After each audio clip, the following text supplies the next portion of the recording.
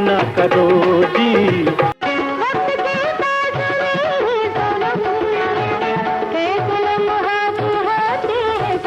दोस्तों, हॉलीवुड के एहतसास अदाकार मार्लन ब्रांडो से एक बार अदाकारी के बारे में पूछा गया कि अदाकारी करना कैसा है। मार्लन ब्रांडो ने जवाब दिया कि अगर आप कामयाब है तो अदाकारी ठीक है, वरना नाकाम अदाकार के लिए अदाकारी चमड़े की बीमारी से ज्यादा बदतरीन है। दोस्तों, इस अजीम अदाकार की बात से हम बिल्कुल इत्तेफाक करते हैं, क्योंकि कामयाब अदाकार एक एक फिल्म का मुआवजा करोड़ों में वसूल करते हैं, जबकि नाकाम और एक्स्ट्रा अदाकार 30 और 40 साल तक फिल्मों में काम करने के बावजूद आखिर वक्त में माली तंगी और गुमनामी में मौत से हमकिनार हो जाते हैं। किसे मालूम था कि 70 की दहाई की मशहूर और खूबसूरत अदाकारा ज़रक़ा का आखिरी वक्त इतना भयानक और इबरतनाक होगा कि वो कुत्तों के साथ एक गंदी जगह में वक्त गुजारने पर मजबूर होगी और लोगों से कहती होगी कि मुझे खाने को कुछ दो, मैं मशहूर अदाकारा ज़रक़ा हूँ, जबकि लोग उसे माई कुत्तिया वाली और ज़रक़ा कुत्तों वाली के नाम से पुकारते थे, जबकि उसकी 2 मासूम और जवान खूबसूरत बेटियां यतीम खाने में जिंदगी गुजारने पर मजबूर थी।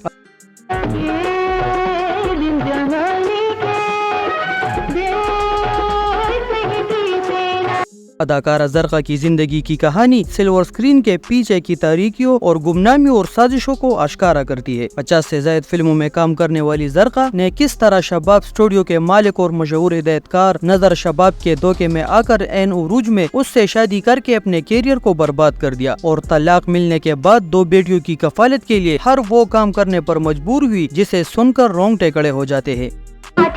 चार्मिंग है, काश वैसी प्यारी शरारत मेरे साथ करता तो मैं अपना सब कुछ उस पर निछावर करती। ज़रक़ा ने अपने फनी कैरियर का आगाज 1969 में उर्दू फिल्म अस्सलामु अलैकुम से किया। क्योंकि उनकी फिल्म के शबाब किरानवी की फैमिली से गहरे मरासिम थे, इसलिए ज़रक़ा ने ज्यादातर उनकी प्रोडक्शन ही में काम किया। ज़रक़ा की बहन अंबर और उसका भाई अली रजा भी फिल्मों में आए, लेकिन कामयाबी हासिल न कर सके। अलबत्ता अली रजा पर फिल्म नौकर में सायका के साथ एक यादगार 2 गाना पिक्चराइज हुआ, जिसके गुलकार में हसन और नाहिद अख्तर थे, जिसके बोलते चाहे दुनिया हो खफा संग छोड़ू ना तेरा।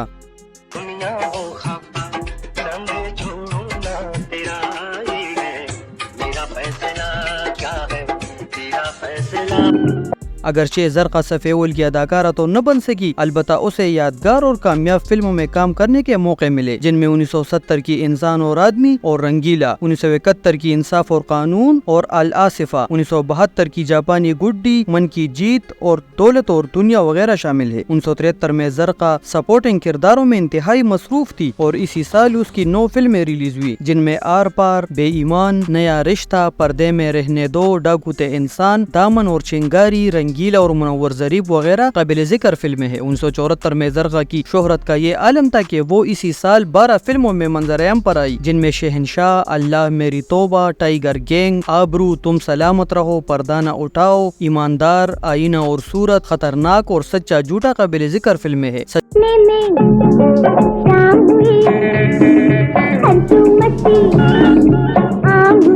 सच्चा झूठा नजर शबाब की दूसरी फिल्म थी और इस फिल्म की शूटिंग के दौरान ज़रक़ा और नजर शबाब के दरमियान ताल्लुकात अस्तवार हुए और फिल्म दामन और चिंगारी की शूटिंग के दौरान दोनों ने शादी कर ली, जबकि नजर शबाब इससे पहले भी शादीशुदा थे। ज़रक़ा और नजर शबाब के हाथ 2 बेटियों की पैदाइश हुई। ये ज़रक़ा के कैरियर का उरूज था। 1975 में उसकी 7 जबकि 1976 में उसकी 5 फिल्में रिलीज हुई। शादी और माँ बन जाने के बाद ज़रक़ा अपने कैरियर पर ज्यादा तवज्जो न दे सकी और उसकी फिल्मी सरगर्मियाँ कम होती गयी। 1977 और 1978 में उसकी 2 जबकि अगले सालों तक उसकी हर साल सिर्फ एक ही फिल्म रिलीज हो सकी। उसकी आखिरी फिल्म जगत सिंह जग्गा थी, जो 1997 में रिलीज हुई थी। शादी के चंद सालों बाद ज़रक़ा और नजर शबाब के दरमियान ताल्लुकात खराब हो गए और दोनों के दरमियान अलहदगी हो गई और ज़रक़ा अपने बच्चों को लेकर कराए के एक छोटे फ्लैट में मुंतकिल हो गई और बच्चों की कफालत की खातिर स्टेज ड्रामों में काम करने लगी।